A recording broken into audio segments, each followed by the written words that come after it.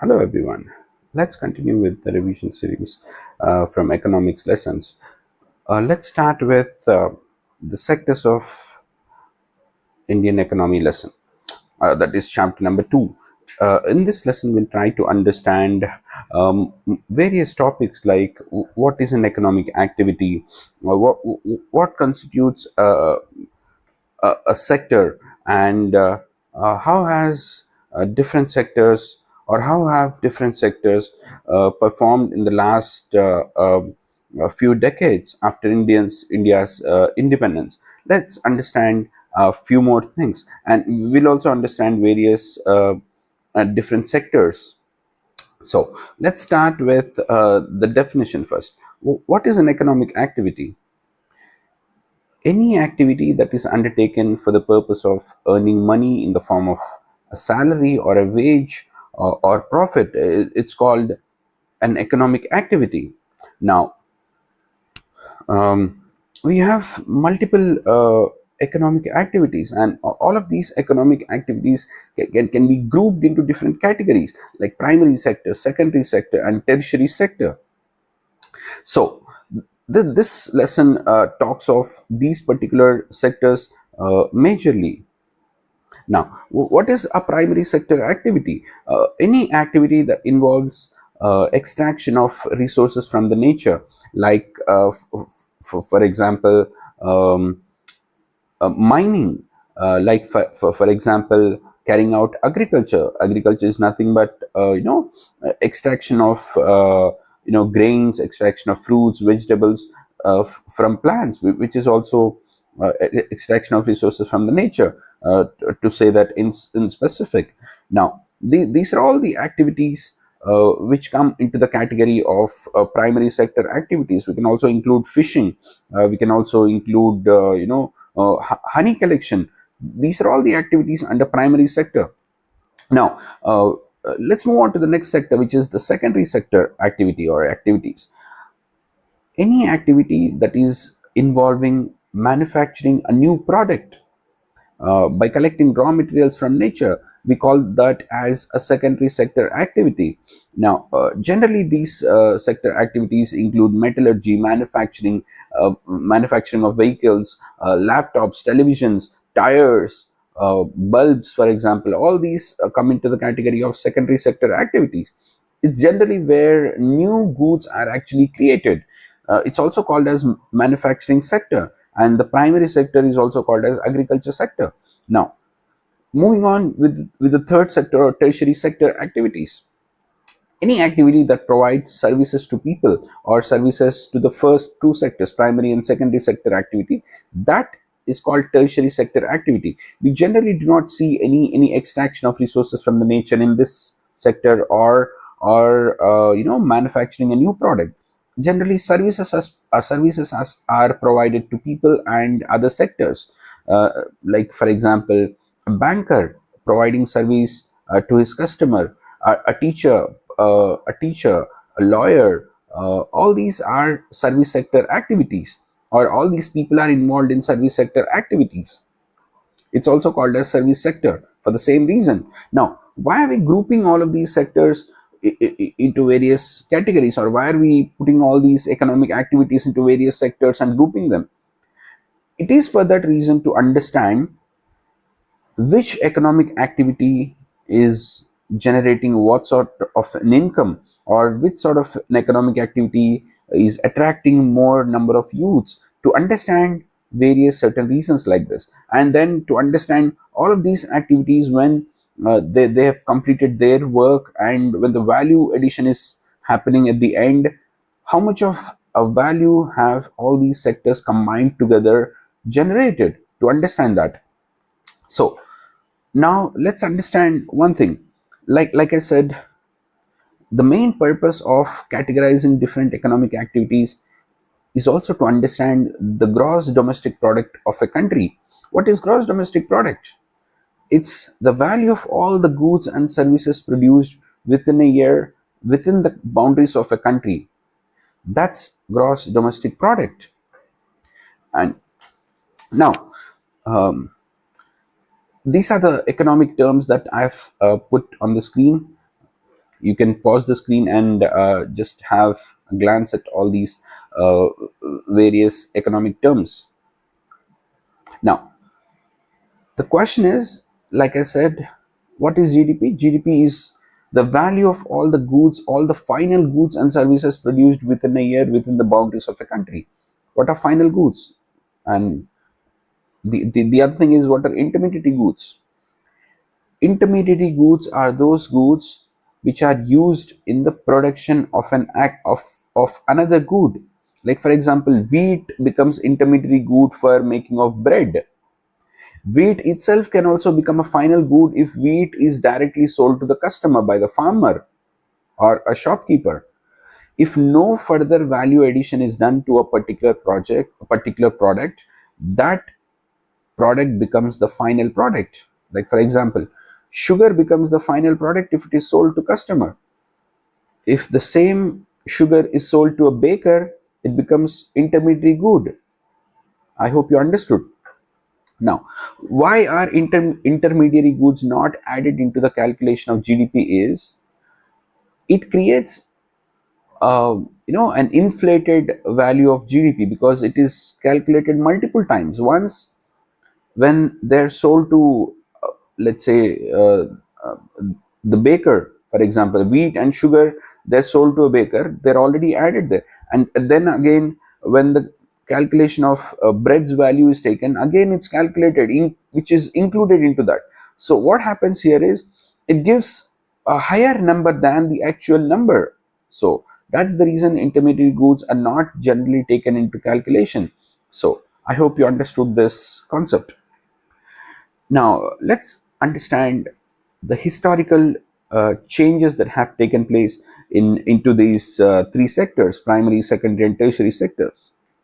Generally, in any early stage of any country, primary sector activity would be the major economic activity of that particular country. When the country is in the nascent stage, when the early stages, economic activity, the main economic activity would be agriculture sector or primary sector. Now, because these people in that particular country are generally or would generally be dependent on the nature for their food, clothing, and shelter. So that's the reason primary sector activity would be the major focus of that particular country. But as time progresses, but as population increases, what happens is people's needs start to grow. They look for a sophisticated life, they look for more machines, they look for more more goods. So that's the stage when secondary sector activities start to dominate. And this was the phase which was captured by countries of Europe or kingdoms of Europe. We call it as industrial revolution, when machine made goods started dominating goods manufactured or created by or made by people's hands. Then as time progresses further, when people have more incomes in their hands, when people want to create more leisure time for themselves, they'll be looking for service sector activities. Like people want to enjoy their leisure time by going to a movie or going to a restaurant, by not cooking at home and creating that extra time.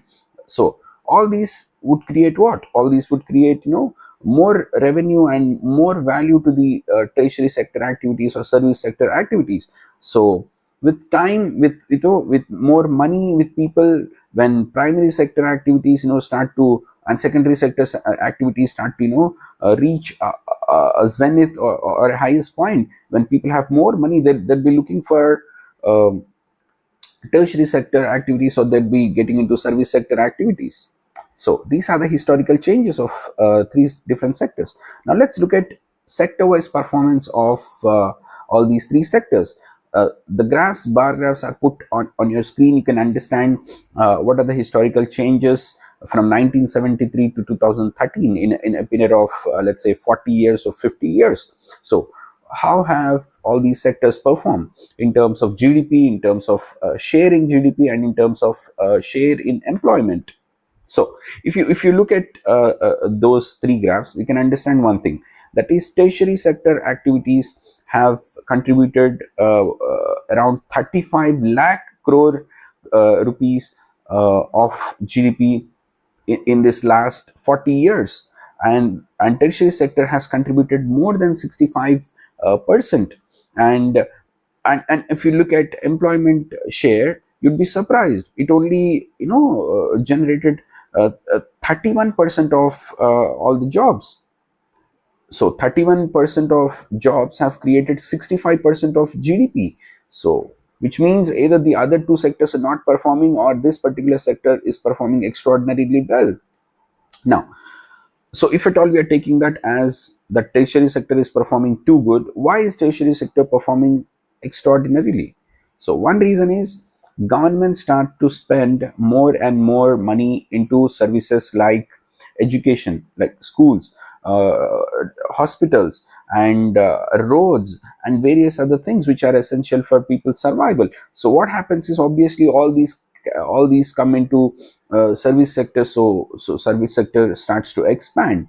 So, and that is one reason. The other reason is, when agriculture and manufacturing sectors start to flourish, obviously the reflection would happen actually in tertiary sector. Like for example, a farmer has become too rich, or a person working in a car manufacturing company has become ultra rich. What would happen? He would start using all these tertiary sector services, so which would help the service sector to grow further, right? So another reason is, when people's income started to increase, obviously that would also reflect in tourism, restaurant businesses, films, quality education, professional training. So obviously all these are into tertiary sector activities, so they would benefit from all these things.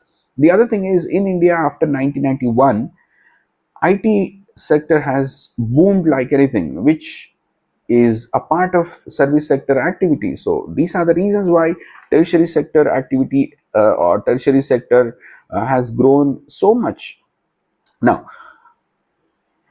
the other thing is, in tertiary sector, there's only 30% or 35%, around 31% of jobs being created, in comparison, in proportion to the contribution that it is giving to the GDP. Why is this share of employment very less? One reason is that people do not have enough skills to get into that sector. The other thing is, manufacturing sector and service sector, not enough jobs were actually created for people to move out from agriculture. So these are the reasons. As a result, what happened? In agriculture, too many people are still working. There's an imbalance in employment and output in agriculture sector. More workers than required are working in agriculture sector, leading to something called disguised unemployment. For example, if a family of 10 people are working in a farmland of 1 acre, and they're producing 10 bags of rice grains and 10 bags of wheat. Now let's say 4 people have moved out from agriculture activity from the same family, and they're looking for other jobs. They're not working in agriculture anymore. So what would happen? 6 people would be working on the same farmland of 1 acre, and they would still be producing 10 bags of rice, 10 bags of wheat. Which means what? All these 4 people who were appearing as if they're working are actually not working, or actually not. I would not say that they're actually not working. I would say that they are not able to contribute anything extra, because the land is the same, the output is the same. So these people who are appearing as if they're working are considered under disguisedly unemployed. They're appearing as if they're employed, but they're not employed. So that's why we're calling it as disguised unemployment. Now, uh, this is a very underrated challenge actually for the Indian government. Now, this is also called underemployment. Generally, it is seen in agriculture sector. Now, another topic that I want to discuss here regarding this is how to create more employment opportunities. Under this, we have long-term strategies and we also have short-term strategies. Long-term strategies could be, government should be able to provide loans to people so that they could start a small business. Government should be, opening up something like cold storage facilities, honey collection centers, food processing units, and and We also have data from government that says somewhere around 20 lakh jobs can be created in education sector alone. Tourism sector can alone create 35 plus lakh jobs. So all these would boost up employment hugely. So it should focus, government should focus, people should focus on all these sectors for more jobs, which could create a really good job for a better life and lifestyle. And in the short run, there are things like MGNREGA, the right to work of 2005. Government guarantees every rural household a guarantee of 100 days. Whether they work for 100 days or not, whether government calls them for 100 days of work or not, government would transfer 100 days of wages to these people, which which eliminates the concept of unemployment or distress in rural areas. So this is a short term strategy. Now, moving on from primary, secondary, and tertiary sector, now we are looking at another sector, another way of classifying these sectors, that is organized sector and unorganized sector. What is organized sector and what is unorganized sector? Any person working in an organization where the company is bound by the rules and regulations of the government, if his wages are paid on a fixed date, if he has paid leaves, if he has extra benefits like paid holidays, and he comes at a particular time and he leaves the office by a particular time, so this is organized sector. And the unorganized sector generally is where they do not have any fixed timings, uh, and the employees are fired at any random day by the employer, and then they are not given any paid leaves, they're not given any extra benefits like pension, maternal benefits, or any other extra benefits like that. Generally these are called unorganized sector activities. Now, this is generally clubbed under kirana general stores or pani puri stalls on the roadside. These are all unorganized sectors. Now, this image can help you understand those particular things that we discussed. Now, we're looking at the last particular topic under this topic called unorganized and unorganized sector. How to protect them? How to protect the workers working in unorganized sector? Government has to make the laws very strict regarding safe working conditions, and making sure that fixed wages are provided to them. Also benefits like pension to be created to them. Then they cannot be fired any random day. That I'm talking about the job security that has to be created. Then workers unions have to be created, so that they have the job security. And government schemes like MG and REGA, or unorganized workers social security act should be applied on them. All these could actually make sure that the life of unorganized sector workers is becoming better or made better. Now, last categorization of sectors of the Indian economy would be public sector versus private sector. What is public sector? Um, Public sector is generally owned and managed by the government. Like for example, Indian Railways, Indian Post. These are all public sector organizations. And then the focus here in public sector organizations is to provide welfare to the people, not for the profit. The motive is not profit here. Whereas on the other side, what is a private sector organization? A private sector organization is generally owned by an individual like Mukesh Ambani, Gautam Adani, or Ratan Tata. So these are all private sector organizations. Now, what is the motive here? The motive here is to maximize profits. So that's all for this particular lesson, sectors of the Indian economy. We'll meet in the next video. Thank you.